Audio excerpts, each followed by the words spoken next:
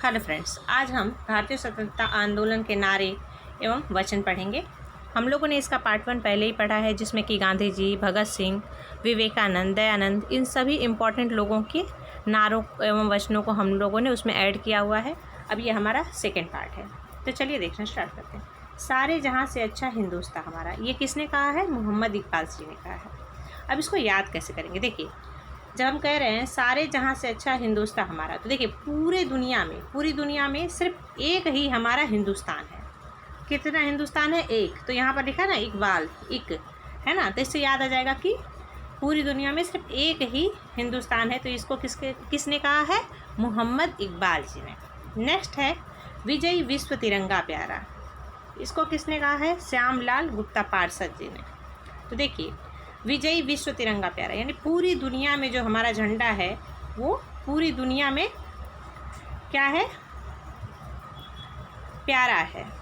तो अब ये पूरी दुनिया में सबसे प्यारा कौन है? लोग कहते हैं ना कृष्ण भगवान, श्याम भगवान, श्याम श्याम श्याम, हरे राम हरे श्याम। तो पूरी दुनिया में श्याम भी पर जो है बहुत प्यारे हैं, है ना, श्याम जी, कृष्ण जी प्यारे हैं। तो इससे हमको याद हुआ कि विजयी विश्व तिरंगा प्यारा यानी पूरी दुनिया में हमारा झंडा प्यारा है, उसी तरह से भगवान श्याम यानी कृष्ण भी क्या है? प्यारे हैं। तो इससे याद हो जाएगा कि श्यामलाल गुप्ता पार्षद जी ने विजय विश्व तिरंगा प्यारा कहा है। अब नेक्स्ट है सरफरोशी की तमन्ना अब हमारे दिल में है। अब इसको याद करने का तरीका क्या है? ये किसने कहा है? रामप्रसाद बिस्मिल जी ने। तो अब देखो याद कैसे करेंगे। यहाँ पर बोल रहे हैं सर्फ, है ना, सरफरोशी बोल रहे हैं तो सर्फ शब्द आ रहा है। अब सर्फ क्या होता है? सर्फ में क्या होता है? विष होता है ना। तो इससे हमको याद हो जाएगा कि सरफरोशी की तमन्ना अब हमारे दिल में है, ये रामप्रसाद बिस्मिल जी ने कहा है। नेक्स्ट है जय जवान जय किसान। अब देखिए, जय जवान जय किसान किसने कहा है? लाल बहादुर शास्त्री जी ने कहा है।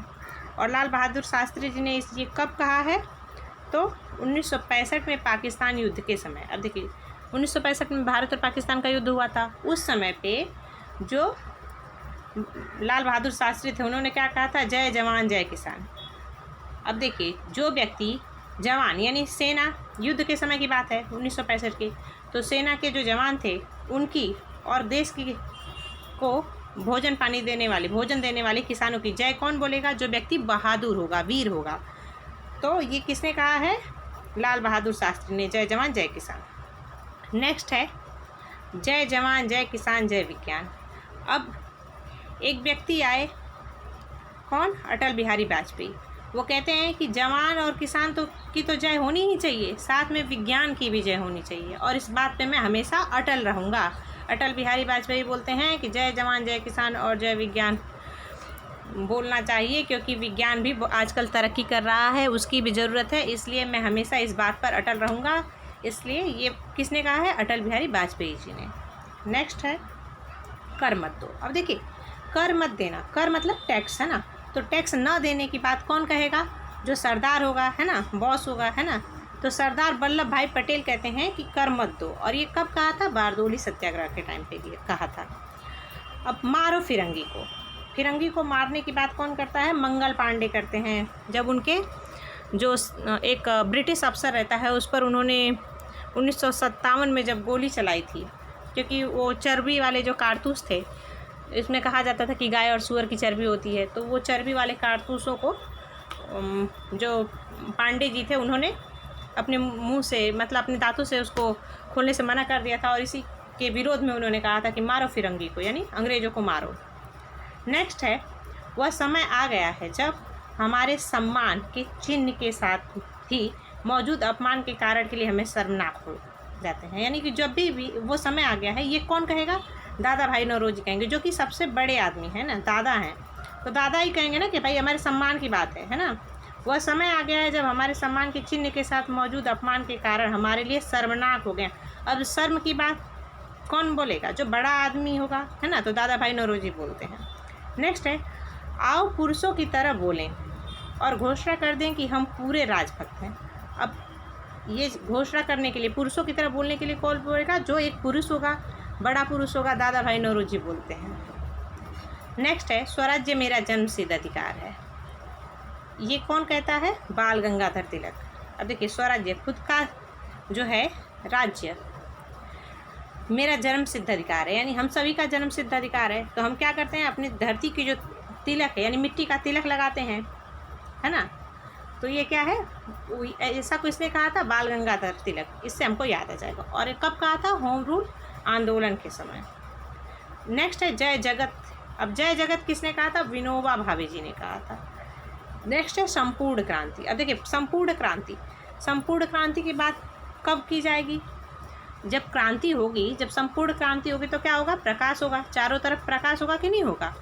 तो संपूर्ण क्रांति की बात कौन करता है, जयप्रकाश नारायण जी। अब नेक्स्ट है समूचा भारत एक बंदी ग्रह है। अब बंदी ग्रह की बात कौन करेगा, जो दास होगा, है ना, जो दास होगा वही तो बंदी ग्रह की बात करेगा। तो CR दास क्या कहते हैं कि समूचा भारत एक बंदी ग्रह है। नेक्स्ट है देश की पूजा ही राम की पूजा है। अब देश की पूजा ही राम की पूजा है, ये किसने कहा था, मदन लाल ढींगरा ने कहा था।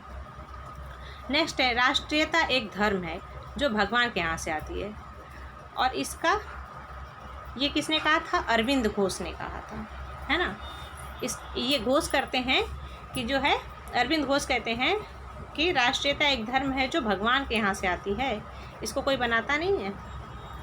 अब नेक्स्ट है भारतवर्ष को तलवार के बल से जीता गया था, और तलवार के बल से ही उसे ब्रिटानी कब्जे में रखा जाएगा। ये किसने कहा था, लॉर्ड एल्गिन ने कहा था। देखिए अब इसको याद कैसे करेंगे, याद करने का तरीका क्या है, एल्गिन से हम लोग को शब्द आ रहा है ना कि अलग होना, है ना, अलग शब्द आ रहा है ना कि अलग होना। तो एल्गिन से शब्द आता है कि अलग होना, है ना। तो क्या बोल रहा है कि तलवार से जब कोई चीज़ हम लोग काटेंगे तो क्या होगा, वो अलग हो जाएगी, अलग अलग हो जाएगी कि नहीं हो जाएगी। तो उसी तरह से हम याद रखेंगे कि भारत को तलवार के बल से जीता गया था, और तलवार के बल पे ही ब्रिटानी कब्जे में रखा, यानी तलवार के बल पे ही हम लोगों ने जो है भारत को जीता था, और तलवार के बल पर ही इसको हम लोग अंग्रेज़ों के कब्जे में रखेंगे। तो ये कैसे कौन करता है, लॉर्ड एल्गिन कहते हैं। तो इससे याद हो जाएगा कि मतलब अलग अलग किस चीज़ से करते हैं, तलवार से काटते हैं तो अलग अलग हो जाता है। तो ये इस तरह से हमको याद रहेगा। नेक्स्ट है भारतीय मैदानों में बुनकरों की हड्डियाँ बिखरी हुई दिखाई देती थी। अब ये किसने कहा है, ये विलियम बेंटिक ने कहा है। अब देखिए ये क्या है, भारत के मैदानों में बुनकरों की हड्डियाँ बिखरी हुई दिखाई दे रही हैं, बहुत सारे लोगों की हड्डियाँ जो हैं वो बिखरी हुई दिखाई दे रही हैं। तो बेंटिक में बिन्ना शब्द आ रहा है ना, बिन्ना, बेंटिक बिन्ना, तो उसे बीनेंगे, हड्डियों को क्या करेंगे, बीनेंगे। तो ये किसने कहा था, विलियम बेंटिक ने कहा था। नेक्स्ट है जो काम 50,000 हथियारबंद सिपाही नहीं कर सकते थे उसे महात्मा गांधी जी ने कर दिया, उन्होंने शांति कायम कर दी। तो ये किसने कहा था, लॉर्ड माउंटबेटन। अब देखिए इसको याद कैसे करेंगे। अब 50,000 हथियारबंद सिपाही की बात हो रही है, तो 50,000 लोग, है ना, बहुत सारे 50,000 जो सिपाही थे, वो लोग जो काम नहीं कर सकते थे उसको महात्मा गांधी ने अकेले कर दिया। मान लो एक पहाड़ है, पहाड़ को जो है उठाना, मान लीजिए एक पहाड़ है, उस पहाड़ को उठाने का काम 50,000 हथियारबंद सिपाही नहीं कर सके, लेकिन महात्मा गांधी ने वो पहाड़ अकेले उठा दिया। माउंट का मतलब क्या होता है, पहाड़। तो इस तरह से हम लोग याद रख सकते हैं कि ये जो कथन है वो किसका है, माउंटबेटन का है। नेक्स्ट है दरो दीवार ए हसरत की नज़र करते हैं, खुश रहो अहले वतन हम तो सफ़र करते हैं। अब ये कौन कहता है, वाजिद अली शाह कहते हैं, ठीक है। नेक्स्ट है मुसलमान मूर्ख थे जो उन्होंने सुरक्षा की मांग की, और हिंदू उनसे भी मूर्ख थे जो उन्होंने उसे ठुकरा दिया। अब देखिए मुसलमान क्या कहते हैं, अब्बू कहते हैं कि नहीं कहते हैं, अपने पिता को अब्बू कहते हैं। तो कहते हैं कि मुसलमान जो है वो मूर्ख थे, वो कहते हैं अबू कलाम आज़ाद किस लिए, क्योंकि वो स्वतंत्र विचारों के थे। तो वो क्या कहते हैं कि मुसलमान तो मूर्ख थे ही क्योंकि उन्होंने सुरक्षा की मांग की, और हिंदू उनसे भी मूर्ख थे क्योंकि उन्होंने उस मांग को ठुकरा दिया। तो ये मुसलमान से हम लोग को याद हो जाएगा कि ये जो है अबू और आज़ाद विचार के थे, इसलिए उन्होंने हिंदू और मुसलमान दोनों की आलोचना की। तो इससे हमको याद हो जाएगा कि अबुल कलाम ने ये सब कहा हुआ है। तो फ्रेंड्स अगर आप लोगों को ये वीडियो पसंद आई होगी तो इसे लाइक कीजिए, शेयर कीजिए और हमारे चैनल को सब्सक्राइब कीजिए। Thanks for watching and keep study.